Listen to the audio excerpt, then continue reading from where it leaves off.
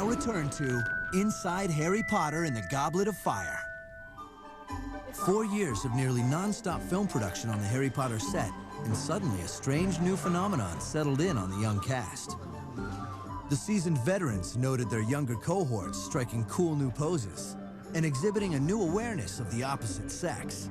Yes, the young cast members had become teenagers. You noticed subtle little shifts in interests and attitudes and different ways of groupings, and then suddenly girls, the I hate girls, they always scream when you pull their hair, has suddenly been changed, the old hair gel's going in, and a lot more leaning on things in that very bored way, which I wish I could do, but I haven't been able to do since about 1964. They're all shooting up, and their voices have got deeper and things. Deeper, certainly deeper than mine, I think. But it's wonderful, really.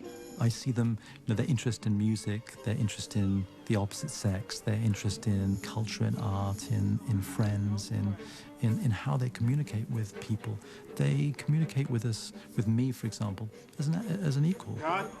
Those changes can be seen on screen as well. Harry, Ron, and Hermione experience their own teen drama, particularly as they discover the opposite sex. This takes center stage with the Yule Ball. The Yule Ball is first and foremost a dance. The Yule Ball is sort of centerpiece of the film. It's when the various schools come together to dance and celebrate Christmas. The Yule Ball is fast approaching, and Harry doesn't have a date. Why do they have to travel in packs? How are you supposed to get one of their own to ask them? In fact, given the choice between asking a girl to the Yule Ball and battling a Hungarian horntail, a second round with the fire-breathing dragon doesn't seem like such a hardship. All these really cold looks from all the girls. It's just so reminiscent of real life. I think it's the truest scene we've had in the film so far. What annoys me about a lot of heroes in films is the way they do always endlessly get the girl. And they spend no time getting the girl. It just happens. Whereas in the film, Harry spends most of the film trying to get the girl. Harry! That's what's so great about him. He's not an archetypal hero. For the first time, the opposite sex comes across his radar, and it's not easy. It never is easy, never will be easy, but this is their first experience of it. This is mad. At this rate, we'll be the only ones like you without dates. Oh, we find it really hard to find a date, and it takes us ages. And it's sort of getting a bit embarrassing because everyone else is getting dates, even like Neville, he's got a date. So this sort of puts us down a bit. With girls giggling and shrieking in the corridors, everyone seems obsessed by the Yule Ball. Even Hermione seems on edge. Wait, Hermione? You're a girl. Oh, well spotted. Come with one of us. Oh. Believe it or not, someone's asked me. Guardian. Gone are the days when Ron could discount Hermione out of hand as a bossy know-it-all.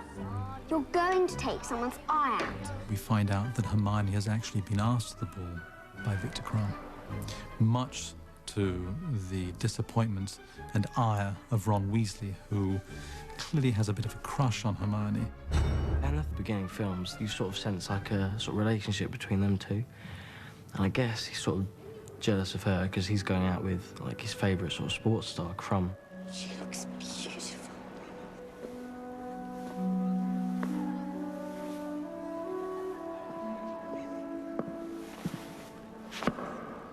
The atmosphere, when they enter, changes completely. She's completely transformed. Well, she's pretty already. Emma was never ugly. So, she's always been quite beautiful.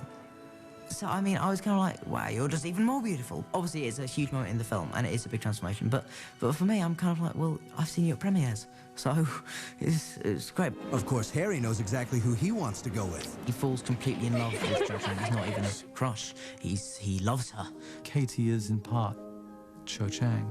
You just feel it. You can understand why Harry would be smitten with her. Katie is just adorable. He asks her to the ball. And he does it incredibly without any kind of tact. He kind of shouts it at her. Cho? Yes? Well, I just wondered if maybe you want to go to the ball with me. Sorry, I didn't catch that. You know, I feel really sorry for him because I know how it feels to be kind of standing there and having nothing to say. And you know, because hormones sort of drive you to extremes in those kind of particularly when it's the first girl you ever fancy or have a crush on. Parcel through, Mr. Weasley. Asking the girl is only step one in the gauntlet of humiliation in line for the boys.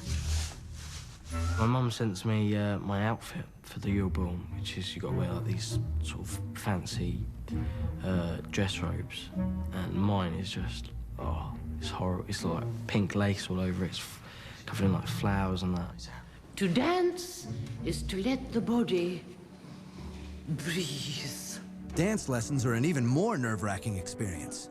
Dancing was hysterical, absolutely hysterical. I loved them. It's good fun to do. I enjoyed learning to waltz, which I've never done before. This is a really sort of new thing to me. I never really especially that sort of dancing. We had Wayne, the choreographer, and his lovely assistants. They were absolutely marvellous, and they'd teach these kids to dance, some of whom could, and some of whom, by God, could not. Place your right hand on my waist. Where? My waist. We were having a dance lesson, and Professor McGonagall asked me up to help her show everyone how to dance. 1, 2, 3. 1, 2, 3, 1. I had to try to teach Rupert, Ron Weasley, to dance the other day. That was pretty strenuous. We had to waltz around in front of everyone. It was a bit embarrassing. For Harry, the pressure is worse still because the ball begins with the ceremonial dance. It's traditional that the 3 champions, well, in this case 4, are the first to dance. Surely I told you that. No. Oh, well, now you know. 1, 2, 3, 4, 5, 6. I knew I was going to have to dance in front of everyone else. It was so terrifying. You trust me, don't you? Wait, then. You can see dear old Dan, who works his ass off at absolutely everything, and at the minute, at any rate, God did not necessarily mean him to be a ballroom dancer, and it's just very funny, because, of course, that's the character's dilemma. I would have liked to be very impressive. In my mind, I could see myself, everyone going, oh, he's such a good dancer. Wow. And it didn't happen. I think what Mike wanted was that he didn't actually want us to know very well. He wanted it to be just really truthful. He didn't want us to all get up and do it perfectly. He actually wanted the camera to pick up and the fact that none of us had a clue what we were doing. Director Mike Newell challenged the production designers to transform the Great Hall into an unforgettable setting for the Yule Ball.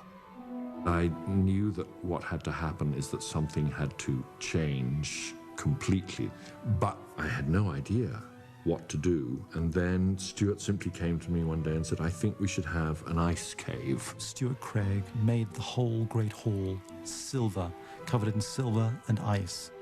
The fire burned ice, the lamps burned with icy flames, and the whole thing, of course, looked like it had been created by Swarovski crystal. With these exquisite designs, the stage is set for a stunning transformation. Even Hagrid is bitten by love. One of the visiting school's headmistress, Madame Maxine, who is 10 foot tall. Now, Hagrid is 8'6", and of course, they just da-da-da-da-da. The dancing that I do with Madame Maxine, it was done very, very cleverly in a way that I cannot possibly reveal. But the fact that I'm not Miriam will not be apparent to the naked eye. May I have your arm? Leg. Yours. With Harry's teen years come not just a mystification with the opposite sex, but also a new awareness. A sudden insight that adults don't have all the answers, and that your closest friends can be your most heartfelt rivals. I didn't put my name in that cup. I don't want eternal glory. I just want to be... He is becoming a teenager, and so I think he is more angry in this film because he won't settle for no as being an answer. Even Harry's closest friendship is rattled by teenage angst. Hagrid's looking for you. Well, you can tell Ronald. I'm not an owl! I wouldn't say he treats the people around him badly. He treats them as anyone under incredible kind of stress would treat them. He just kind of lashes out from time to time. Oh, finally caught on, have you? Took you long enough. Hermione just spends most of this film worrying about those two and just being the kind of girl in between going, oh, please don't fight, just make up, let's be mature about this. Look, Harry, we can do this. The three of us can figure it out. But nothing prepares Harry for his new teenage insight into the limitations of his greatest protectors. I'm afraid there are no easy answers, Harry. Dumbledore says, look, I don't know where this come from, I'm very sorry. And Harry kind of doesn't accept it. Harry's seen me for the first time as a man who isn't perfect, who doesn't know everything, who isn't the big wizard. That must be quite a shock for him, I suppose. Harry has to come to accept the fallibility of adults and ultimately realize that he is the one who has to know, and he has to trust his ability to know what is right and what is wrong. Presumably Potter is well prepared by now and could do with a good night's sleep. Go. Coming up, Harry's worst nightmare comes to life. And still to come, an exclusive clip from the new movie when Inside Harry Potter and the Goblet of Fire returns.